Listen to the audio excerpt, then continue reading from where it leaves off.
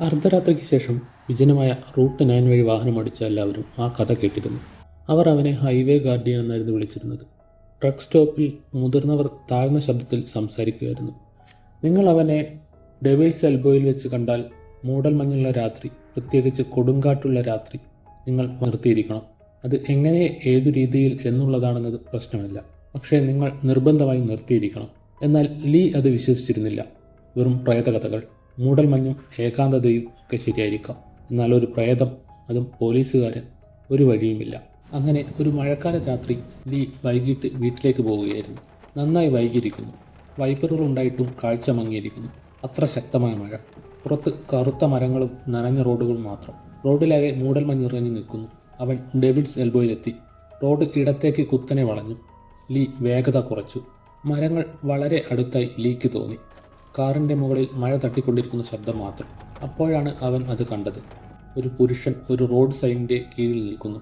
Black and white സിനിമയിൽ എന്ന പോലെ പഴയകാല ഹൈവേ പട്രോളിംഗ് യൂണിഫോം അയാൾ ധരിച്ചിരുന്നു.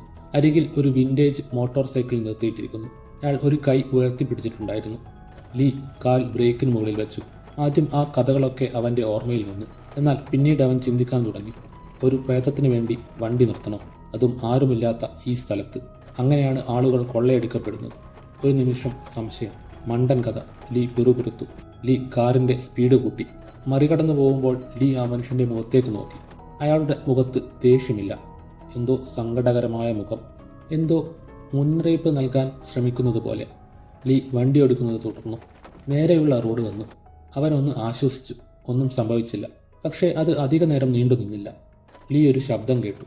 ഒരു കാറിൻ്റെ എഞ്ചിൻ്റെ പോലത്തെ ശബ്ദം. അയാൾ കണ്ണാടിയിൽ നോക്കി. പുറകിൽ ഒന്നുമില്ല.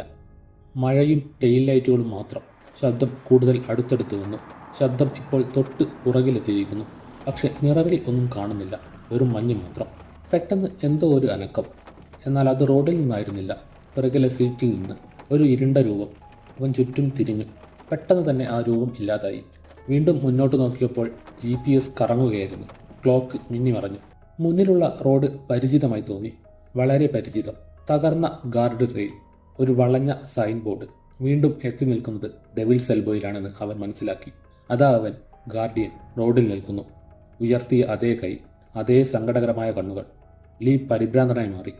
കാറിൻ്റെ നിയന്ത്രണം തെറ്റി. മഴ, മരങ്ങൾ, ലൈറ്റുകൾ, പിന്നീട് ഇരുട്ട്. പിറ്റേന്ന് രാവിലെ നാട്ടുകാർ ഒരു മരത്തിലിട്ടിച്ചു വിടുന്ന കാർ കണ്ടെത്തി. റോഡിൽ ബ്രേക്ക് മാർക്കുകളൊന്നും ഉണ്ടായിരുന്നില്ല. മറ്റൊരു വാഹനവുമില്ല. ഒരു വിചിത്രമായ കാര്യം മാത്രം, GPS ഇപ്പോഴും ഓണായിരിക്കുന്നു. ട്രക്ക് സ്റ്റോപ്പിൽ ഡ്രൈവേഴ്സ് കൂട്ടം കൂടി നിൽക്കുന്നു.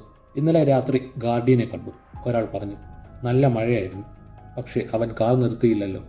ഇല്ല, ഗാർഡിയൻ തന്നെ എന്തിൽ നിന്നാണ് സംരക്ഷിക്കാൻ ശ്രമിച്ചതെന്ന് ഇപ്പോൾ അവനറിയാം. ഗാർഡിയന് ശേഷം എന്ത് സംഭവിക്കുമെന്ന് ആർക്കും അറിയില്ല. പക്ഷേ എല്ലാവരും സമ്മതിക്കുന്ന ഒന്നുണ്ട്, നിങ്ങൾ അവനെ കണ്ടാൽ നിർത്തുക. കാരണം അത് കഴിഞ്ഞാൽ വരുന്നത് അതിലും മോശമായിരിക്കും.